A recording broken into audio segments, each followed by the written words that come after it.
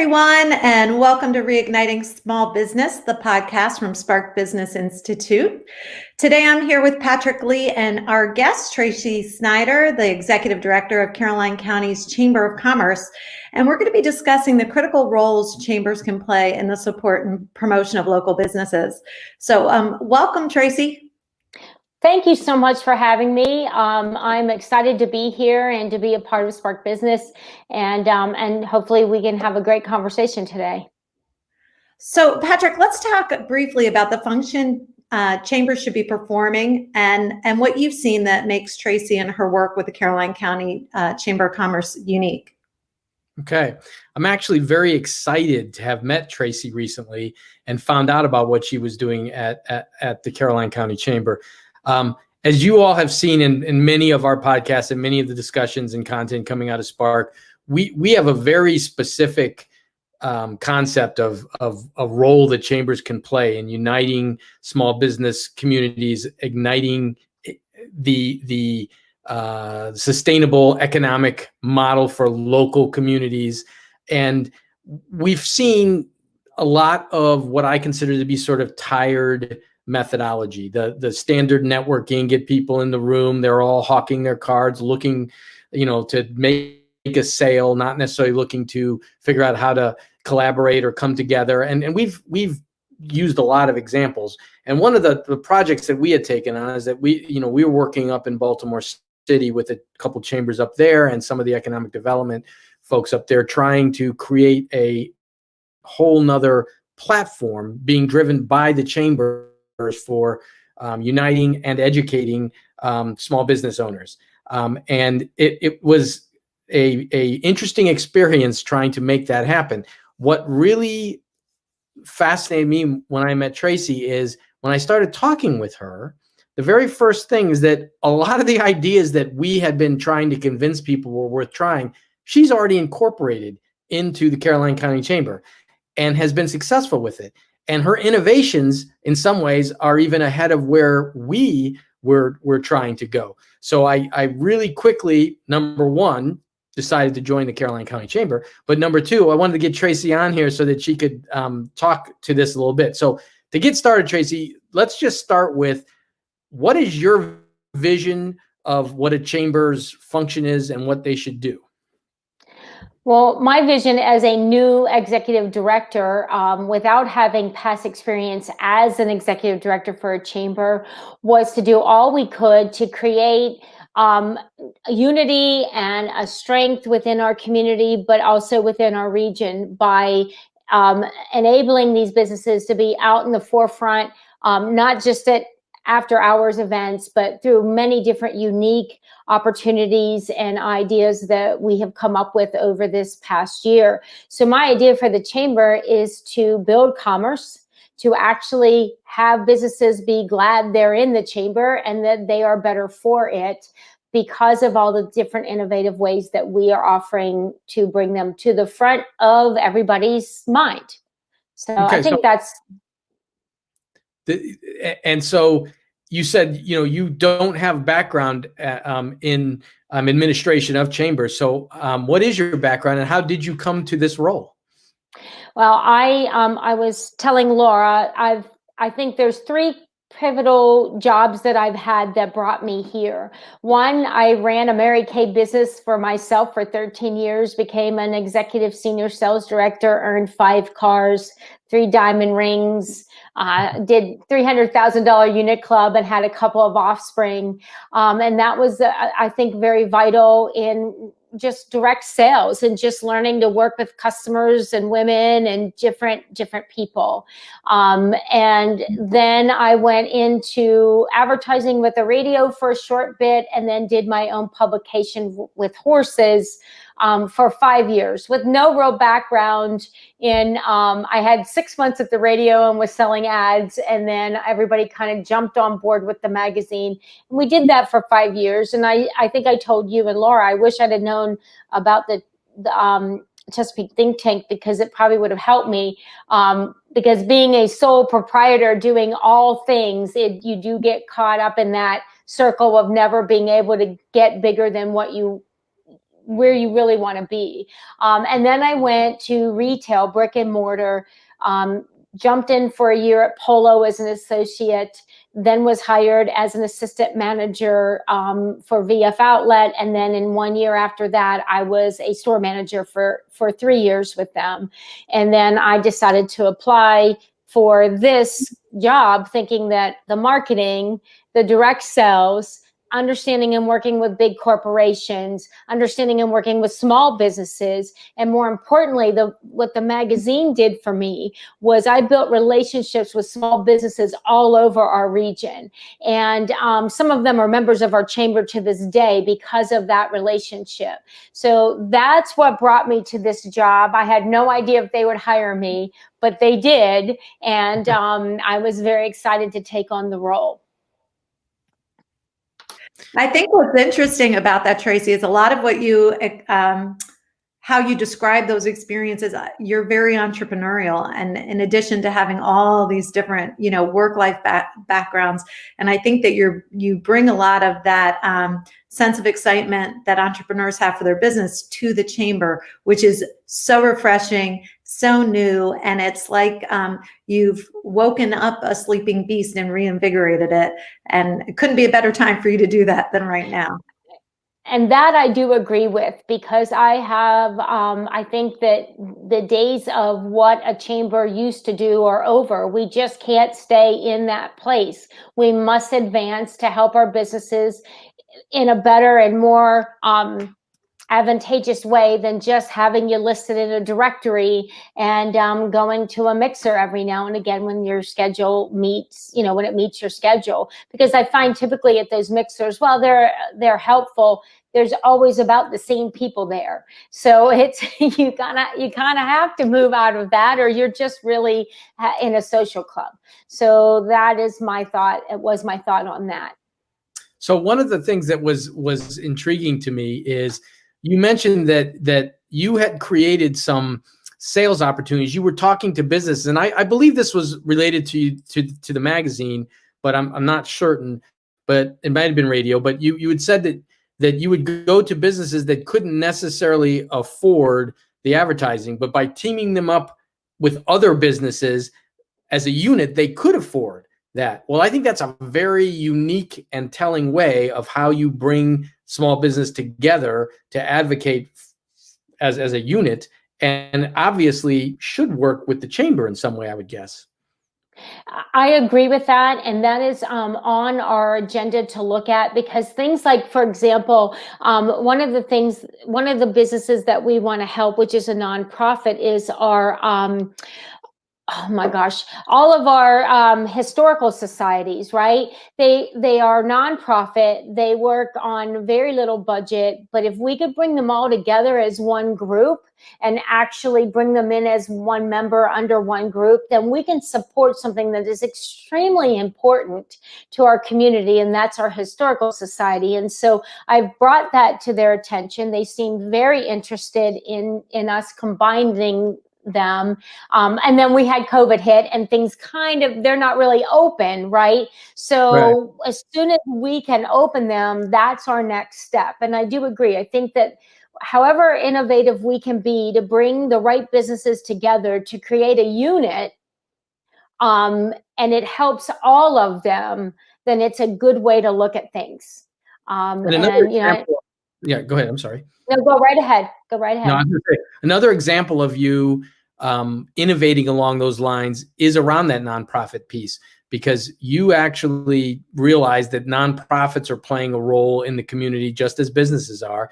And as a chamber of commerce, those nonprofits affect the climate out there, the standard of living for the area you're in and all. And you've come up with sort of a unique offering for nonprofits in your chamber also. Correct. It's called the Caroline Nonprofit Network, and there's two key things they have to meet in order to be a part of the nonprofit network. One, they must be a member of the chamber. They cannot be a part of the nonprofit network without being a chamber member, because I can't necessarily help non-members. That's, we need our members to support us as well as we support them. And they need to be nonprofit. So with those two key ingredients, we brought together 18 nonprofits. We do unique things such as hands and feet days where we give back once a quarter. Also, our businesses offer their expertise, such as digital marketing, different things we offer to them because they're not always afforded that in their budget. And so the idea of the nonprofit is we get our members, some large businesses, some small, to adopt and select one of the nonprofits as their own, where they'll share on social media what that nonprofit's doing. Their team will collectively help that nonprofit, whether that's collecting a donation, supporting them with hands and feet or whatever it is, and they kind of marry together so that they can support them. And I believe it's when you do that, instead of asking the head of a business to just donate money, if you have their team donate, now it's a team effort. Now everyone's involved. They support it. They want to see the nonprofit do well. So that's really the premise of the nonprofit network. And I'm excited about it because it really has brought these nonprofits to the forefront, and we've created some real good partnerships. And another piece of that I will point out again is the idea of that combined resources. Instead of the nonprofits feeling like they're competing against each other for money or resources or knowledge or volunteers, they're actually united in how those things get dispersed, and they're able to minimize the costs individually, because if there's a cost shared, it's less than if each one of them has to take on that same cost overall. So I think that's a great example of how those type of teamworks can work. And I would just add also, one of the things when we created when the nonprofit was created and we sat in a room and we discussed what the vision was for this, their first line of needing help is that nonprofit network, right? All of those nonprofits are there to support each other. And therefore, if they need help, I tell them, they're your first line. Let's reach out to each other and see what we can do. And then we'll reach out to the businesses and see what they can do. And then hopefully those businesses will reach out to their families and bring them in and say, we're helping His Hope Ministries. I want my kids to help. I want my family to help. So that's the idea and the concept. And the first year was good, and then COVID, and now we're kind of, we're pivoting, but it's going to come back really strong, and we haven't forgot about each other, and we are helping each other even as this happens through COVID. So Tracy, you brought up COVID, and I think, that's another, something else we should talk about. How has the pandemic impacted your programs, and in what ways have you shifted to kind of work in support of your business members during this transition or difficult time? So we were affected, I'd say 2 months in, the chamber kind of was affected really hard because everybody else was affected, and membership is a key thing for us. And our programs that we did in person, we kicked off the year with such success. We had new member meet and greet scheduled all year. So when you were a new member, you got to be welcomed in, because I feel like our partners in our chamber are a group unto themselves, and they support each other, and they want to support the new members. We want the new members to feel welcome. And so we had breakfast at the Best Western, and we had 40 people there. And then we did our Women in Business Network, and we had breakfast at 9 Central Diner in Ridgely, and we had 40 women there, and things were going good. And then everything kind of halted. So we shifted first by just getting information out to our small businesses, anything that could help them, any information that they needed. We just started shifting to being more online and reaching out to them and seeing, what do you need? What can we give you? What can we do? We increased our email blast so that we could give them more coverage. We shifted things to Zoom. We didn't have as large of a turnout for Zoom because everyone was shifting to Zoom. But I continued to reach out to our members saying, what can we do? How can we help? And I do believe that made a huge difference. And we have a digital chamber guide where, like other chambers, our guide is digital. It's not the old, how do I get rid of these directory? Nobody looks at it. It's interactive. It has videos. It has links to your, you get write-ups with your ad. You get all of those things. And so we pushed that out. We continued our social media presence and our email blasts. And we did the Zoom things. And we had guest speakers that came in. And we continued to do what we could do to offer them as much out there as we could. And it has definitely paid off. I am humbled and excited because we not only brought back all of our partners, we brought 7 new partners in this year. And that to me is unbelievably exciting because it just shows that we are not thinking inside that box, and we are still helping our members. And our advertisers and our digital guide came back, and we really were able to pull everything and move it in the right direction. And we just had our Mactoberfest, and even though it was an in-person thing, but we helped 20 vendors, 8 chefs, which have locations, and our sponsors to be heard and seen. So about 35 businesses were really helped in that Mactoberfest throughout all of the advertising. So Tracy, I'm going to pause you there because I think a lot of people listening probably didn't catch that Mactoberfest. So why don't you tell them a little bit about the event that you're talking about and what it is and how that helped the businesses that participated?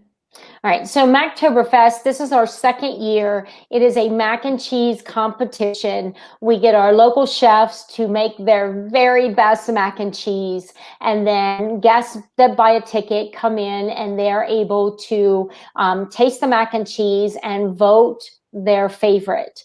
The winner gets a very large trophy and $500 cash, and also a full page in our digital guide.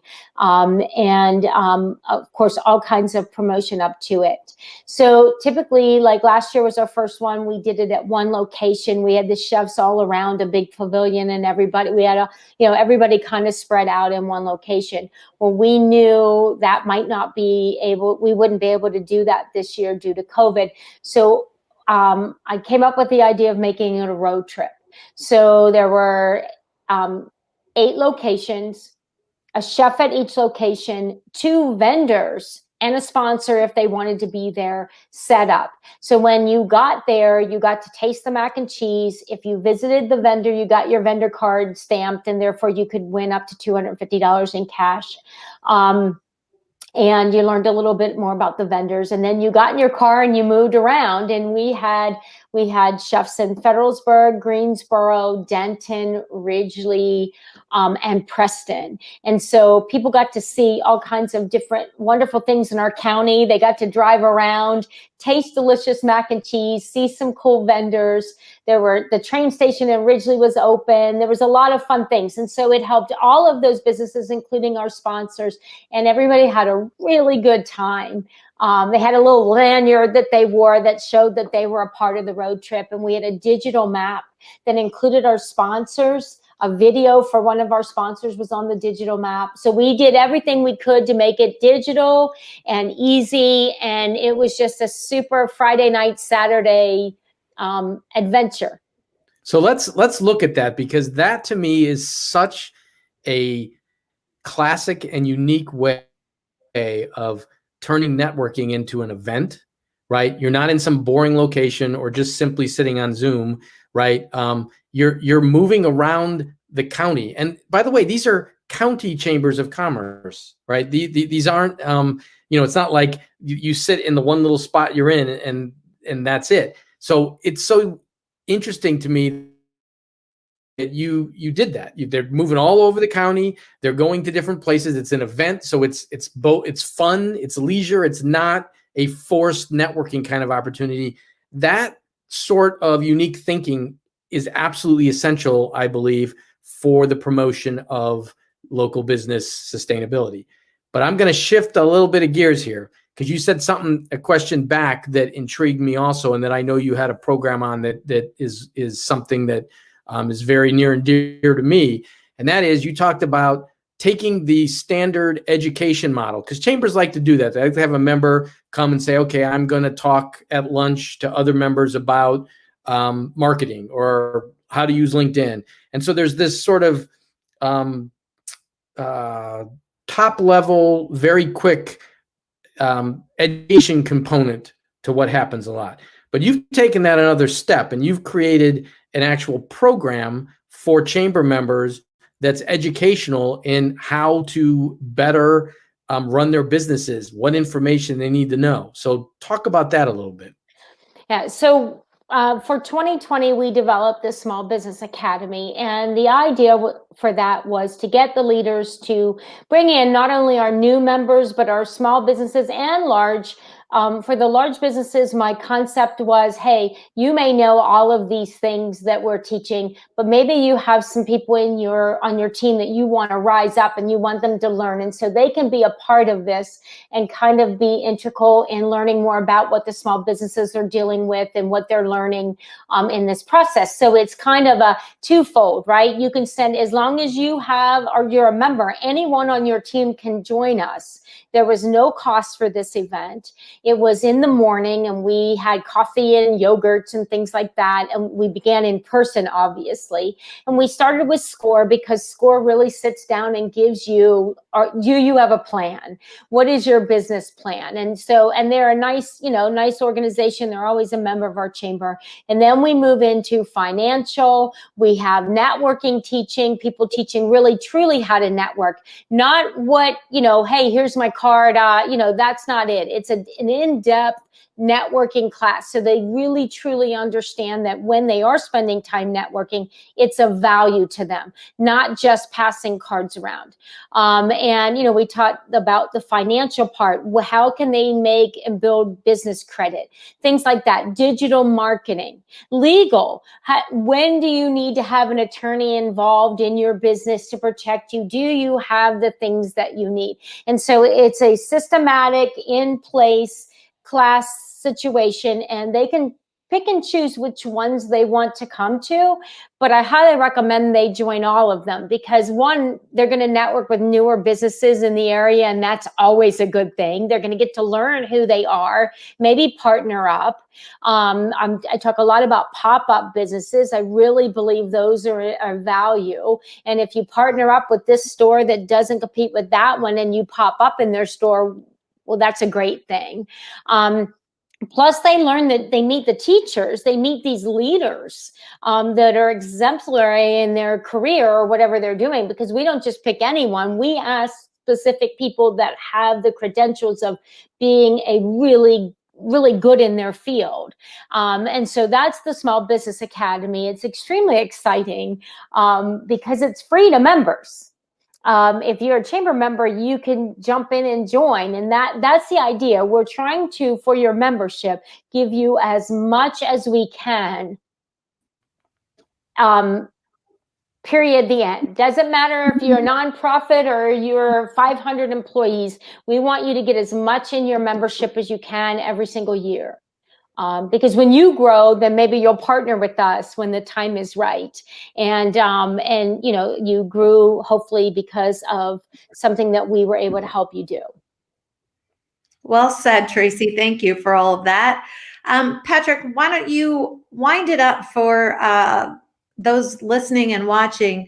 Why join a local chamber? What you should expect from your chamber, and what can we take away from the conversation today? So, first of all, thank you, Tracy, because you did a really good job, I think, of sort of illuminating a lot of the concepts that we've been pushing and showed why they are valid for a chamber to pursue. I think the how I will end this is you've heard plenty there about what a functional chamber is doing and how successful it is. I am working with a bunch of chambers. I sit on the board of a chamber right now. And across the country, I think 25% was the number I was given most recently. 25% of chambers have closed down. Okay. The COVID situation, the recession, et cetera, has impacted chambers also. The chamber that I sit on the board of is a very active chamber. It is trying very hard to keep itself going and all, but it's struggling to maintain its membership levels. I think the proof of everything that Tracy told us today is in her numbers. She didn't just keep her sponsors; she got 7 new sponsors. Right? She didn't just hold events; she innovated events and had very exciting events that were better than the year before, where there was no COVID. So, if we're looking at a proof around this, to me, the Caroline County Chamber and Tracy's efforts are absolutely that proof. It does work, and this is what you should expect from your chamber. When things are happening like COVID, the chamber needs to lead, be innovative, show the way, help everybody, mitigate the damage, and work through this. And so I commend you, Tracy. I commend the Caroline County Chamber, and I think this was a great podcast. Thank you very much. Thank you all. And we'll see you next time on Reigniting Small Business. Tracy, did you want to say goodbye to the listening audience? Yes, thank you so much. Goodbye. Thank you for having me. I look forward to working with you guys in the future. Us as well. Bye. Take care, everyone. See you next time on Reigniting Small Business.